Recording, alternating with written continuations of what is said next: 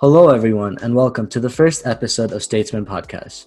My name is Raghav Khosla. I'm a junior at Stevenson High School, and I'm very honored to host the first ever podcast in Statesman history. In this podcast series, we'll be talking about a variety of topics, getting to know Statesman staffers, talking with alumni, talking about music. Whatever we want to talk about, we'll be talking about on this series. So I hope you guys are as excited as I am for this journey. In today's episode, we'll be getting to know a Statesman staffer. It's our editor-in-chief, Ojasvi. Ojasvi, why don't you introduce yourself? Hi everyone, my name is Ojasvi and I'm a senior this year. Hi Ojasvi, thank you so much for being here today. So we'll just be asking you a few questions, having a conversation, and getting to know you today. So how long have you been a part of Statesman? I joined Statesman my sophomore year, so this is my third year on staff. Oh, okay. So yeah, it's my first year as a staffer. Ojasvi obviously has that experience, which is why she's the editor-in-chief. So why did you want to join Statesman?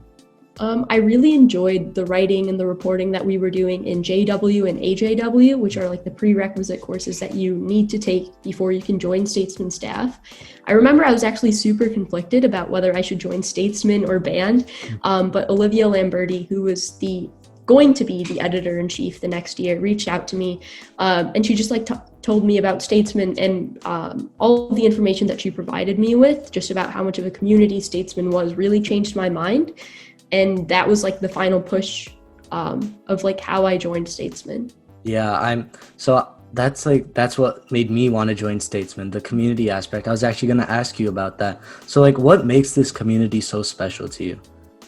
Everyone supports each other, and even though we all like go into staff and there's new staffers, returning staffers, like not everyone knows each other, we still work with each other throughout the entire year, because all of the work that we do in Statesman is really in teams. We build a community through that way. So even if you go in not knowing anyone, I've honestly made some of my best friends on staff. Yeah, I've been a part of this community for just a month now, and I can already tell everyone's so welcoming, open, and it just really makes it such a great way to like write news. It's just a great community and makes it it's like a great break in the day for me being part of Statesman. I'm guessing it's the same for you as well. Yeah, absolutely. Like seventh period is always what I look forward to. Yeah, it's just a nice way to end the day with great people writing news. So what about journalism do you like the most? What type of news do you like writing? I think my favorite type of stories to write would have to be either news or feature stories. Mm-hmm. I think it's just like the opportunity that we have to tell stories that otherwise don't get told, which is very, very important. Statesman overall is just a platform to express new ideas, to inform the Stevenson community about what's going on. And this year especially, I'm excited to expand that platform to everyone else in the Stevenson community with our option of letters to the editor. Yeah, that's a great addition to this year's Statesman. So do you want to expand on that for a bit, or? Yeah, sure. So what letters to the editor are is that if anyone in the Stevenson community has anything that they would also like to say, maybe in response to a Statesman story, a Statesman editorial, if you would like to write your perspective on something that's going on, then you have the option to write a letter to the editor. These letters to the editor will go through a short editing process, and then they have the potential to be published on the Statesman website. And I'm just excited that hopefully we'll be able to expand our platform to new people. Definitely. That's a great way to make this Statesman such a like open platform. It already is. The community aspects there. Now the community expands to everyone in the Stevenson world, whether it be admin. So I'm guessing students, admin, whoever wants to write in can write. Yeah. It's not guaranteed that it'll be published on the website, but chances are, we'll take it through our editing cycle, and then we'll make a final decision based on where the letter to the editor ends up. Mm-hmm. That's great. That's a great initiative we've been doing here at Statesman. So what do you wish the community knew about Statesman? I wish that students knew just how much work that we really do put into our writing and our reporting. If you go to our Statesman website at any time, there'll be new stories up, new perspectives being told. We have a lot of fun stuff on there. Like if we look at just the back to school issue stories that we've just posted, everything from freshman survival guides, to just like what are updates that we're implementing in Statesman this year, to also more informative news pieces that we've been posting throughout, whether it be the editorial on the Black Lives Matter movement that we posted over the summer, or even stories in the past where we're just explaining like, oh, like how has Stevenson actually changed their Wi-Fi system when they did that? I think it was about 2 years ago. How has like the hate speech protocol been implemented, and what are updates with that when that was implemented, I believe, like a year or so ago. So just things like that. If you have information, if you would like information about something, or if you would like Statesman to cover something, please be in contact with us. We want to support our student body and just provide a platform for ideas as best as we can. That's a great way to encapsulate what Statesman is, in my opinion. Just communicating out what we do, and we put in a lot of work, and I'm glad that you're exposing that. So now we're gonna shift to more about you. So has there been a national news story that's caught your eye recently? Yeah, I think the most prominent one would have to be Bob Woodward, the journalist, exposing that President Trump actually did know how deadly the coronavirus was early on, even as far back in February, even though he did deny that he didn't the coronavirus wasn't that deadly even later on.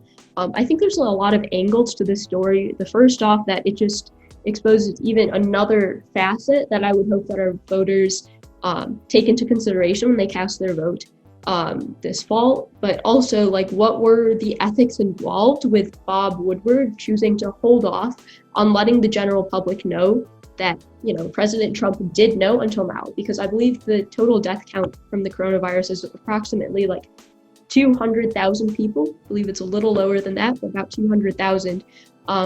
So are the questions of was Bob Woodward right in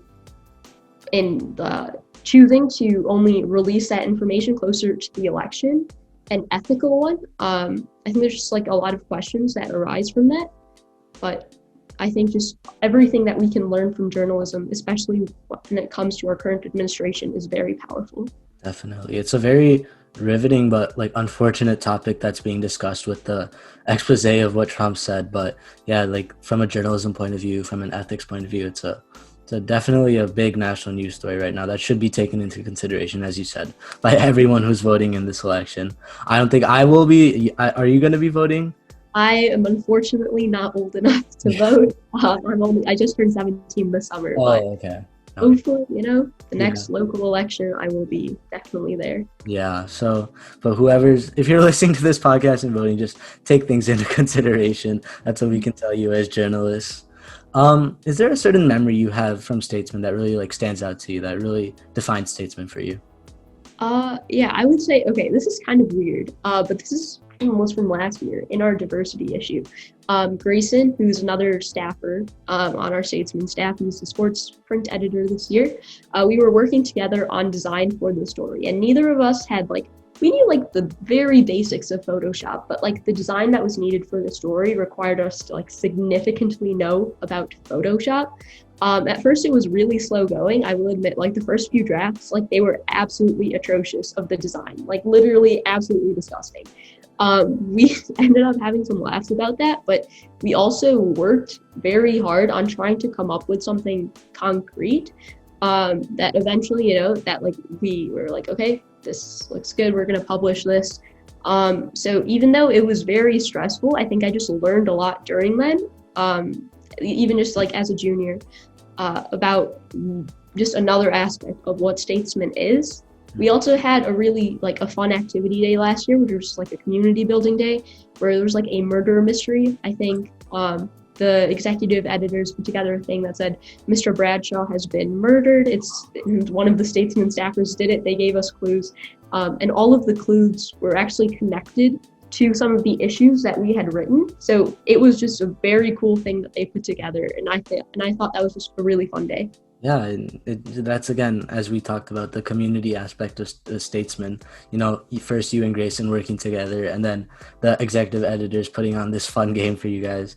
So that's just what Statesman is, and I've figured it out in 4 weeks. You've been in it for 3 years, so you definitely have that knowledge of the community that is present within Statesman. Do you do anything else besides Statesman within Stevenson? Yeah, so I'm also mainly involved in the debate team and also the FMP program. Other than debate and FMP, I also do Model UN and FDLA. Nice. So yeah, I have a friend in debate. So, but yeah, that's great. You're involved in the community, and it's not just Statesman for you. So, is there a song you have on repeat these days? Okay, I actually have. I'm gonna go with the first song.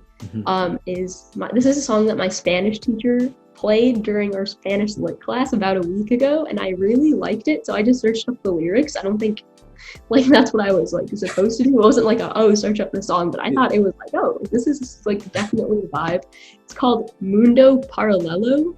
Okay. And I thought, like, yeah, that's pretty solid. I don't think I've ever heard of that song, but honestly, highly recommend. Like, definitely. We'll put it in the description of the video and the Spotify. Don't worry, I want to check this out now. That sounds interesting. So you found that out by your Spanish teacher?